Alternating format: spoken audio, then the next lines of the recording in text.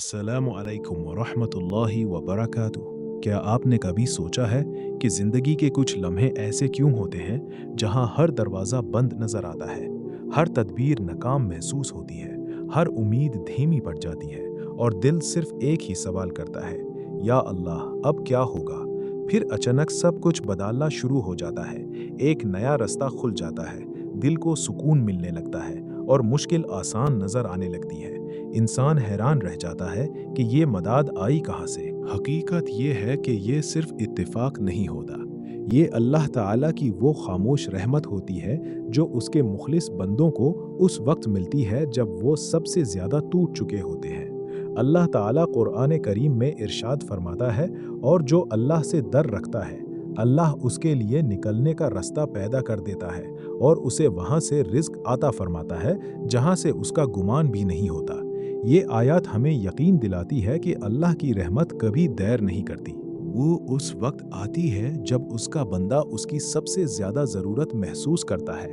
आज हम अल्लाह ताला की उन रूहानी निशानियों के बारे में बात करेंगे जो अक्सर नज़रों से ओझल रहती हैं, लेकिन वही हमारी ज़िंदगी का रुख बदल देती हैं। सबसे पहली निशानी ये है कि अल्लाह बंदे के दिल को जिंदा कर देता है। अचानक गुनाहों से बेजारी महसूस होने लगती है, दिल तौबा की तरफ मैलान करता है और आंखों में नदामत के आंसू आ जाते हैं। ये सिर्फ जज्बात नहीं, बल्कि अल्लाह की रहमत होती है जो बंदे को हिदायत की तरफ ला रही होती है। रसूलुल्लाह सल्लल्लाहु अलैहि वसल्लम ने इरशाद फरमाया कि अल्लाह का जिक्र दिलों को जिंदा करता है। जब बंदा जिक्र और तिलावत में मशगूल होता है तो अल्लाह उसके दिल पर सुकून नाजिल फरमा देता है। दूसरी निशानी ये है कि अल्लाह बंदे के अंदर तवक्कुल पैदा कर देता है। असबाब कम होते हैं लेकिन यकीन मजबूत हो जाता है। वो कहता है, मेरा रब मेरे लिए काफ़ी है।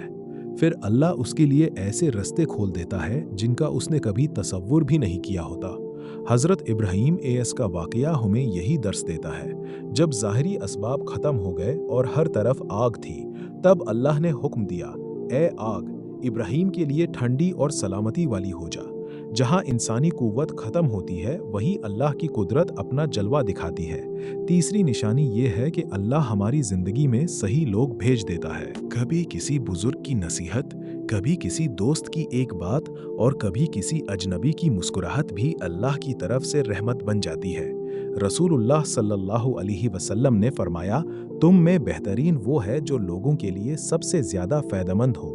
अल्लाह अपने नेक बंदों को दूसरों के लिए आसानी और रहमत बना देता है। चौथी निशानी ये है कि अल्लाह गम के दरमियान दिल पर सुकून नाजिल कर देता है। कभी हालात नहीं बदलते लेकिन दिल बदल जाता है, फिक्र काम हो जाती है, आंसू दुआ बन जाते हैं और अंधेरों में भी उम्मीद का दिया जल उठता है। अल्लाह ताला इरशाद फरमाता है, खबरदार, अल्लाह के जिक्र ही से दिलों को इत्मीनान हासिल होता है। ये वो सुकून है जो सिर्फ अल्लाह की अता होता है।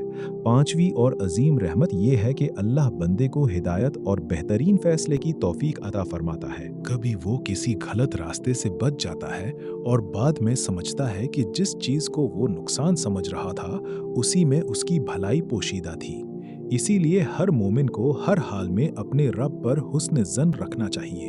अगर दुआ में देर हो रही है तो यकीन रखिए अल्लाह बेहतरीन वक्त का इंतज़ार कर रहा है। अगर रास्ता बंद हो गया है तो समझ लीजिए अल्लाह उससे बेहतर दरवाज़ा खोलने वाला है।